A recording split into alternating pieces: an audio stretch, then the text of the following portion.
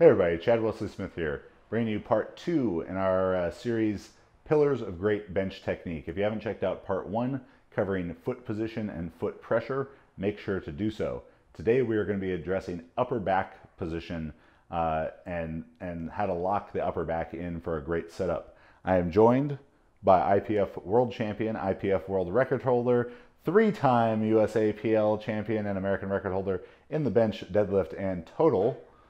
I said world record holder in the total too, right? Mm-hmm. Okay, and world record holder in the total. Miss Marissa, how are you doing this morning? I'm good. So it's critical to, the first step that's going to be critical for the good upper back position and utilizing the upper back properly in the bench press is scapular control.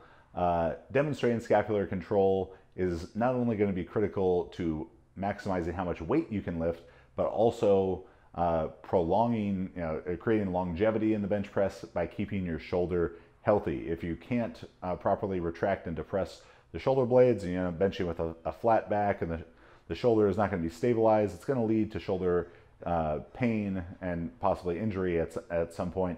So we want to not just maximize the amount of weight that you can lift, but also make sure that you're staying healthy while you can do it, so you can do what you enjoy for a long time. The first part of showing scapular control is the ability to properly retract the scapula. So Marissa is going to pull her shoulder blades together. Really easy cue as a coach is just to say to pinch my fingers, put them right between the shoulder blades, and pinch the fingers. Now what we want to do from here is to depress the scapula as well, to pull them down. And a common mistake that would be made would be elevating the scapula, so where they come together and up, and everything's up here in the upper trap. And that can lead to various problems, technical problems, or maybe you're touching too high on the chest, as well as shoulder health problems and a lot of front delt or bicep tendon pain. So we need to ensure that the scapula come together, retract, and then depress. When you do this properly, you should feel a lot of tension right here in the mid back, kind of the bottom of the upper back, higher part of the mid back, right where the lower traps are. So now we're going to go over 2 exercises to help you improve your scapular mobility and control: wall slides and IYTs. As we begin to warm up our shoulders for the bench press, we want to make sure that the musculature of our upper back is warm and facilitated, that our shoulders can articulate through a full range of motion, so we're able to press the heaviest weight possible while also keeping our shoulders healthy. So the first exercise that Marissa is going to demonstrate are wall slides. For wall slides, you want to stand maybe 6 to 8 inches away from the wall. You put the edge of your palm against the wall, pushing into the wall as you slide your hands up the wall. And then for a little bit of extra range of motion at the finish of the movement, you're going to lean into the wall. And also focus on maintaining at neutral rib position, ribs down, rib cage and pelvis aligned throughout. You don't want to get into a lot of extension at the top, at the end of the movement, because we want the range of motion to come from the shoulder, not from extending the lumbar spine.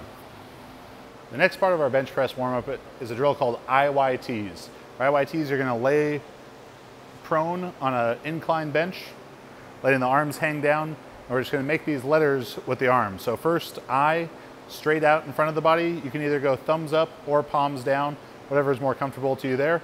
Then come back down. We're going to go to Y, which is out at a 45-degree angle with the thumb up. Here. And then finally T, straight out to the side with the palms down. Every letter that you go through, you want to make sure that you're having a distinct squeeze of the shoulder blades, the scapula together for like a 1 count at the top of every rep. Let's go one more time through each letter. I, straight out in front. Y at a 45-degree angle. And T, straight out to the side. Again, make sure to squeeze the shoulder blades at the top of every movement. For a beginner, body weight, no additional weight should be needed, but if you want to, you could add maybe 2.5 or 5 pound weights in your hands.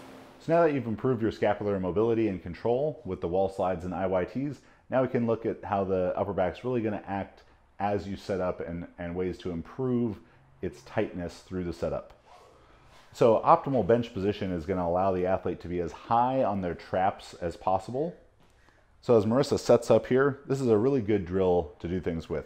If you do a glute bridge on the bench, that gives some space for you to be able to retract and depress the shoulder blades. Allows Marissa to really feel the weight up on her traps. And then from here, as she walks her feet down, trying to maintain that upper back tension.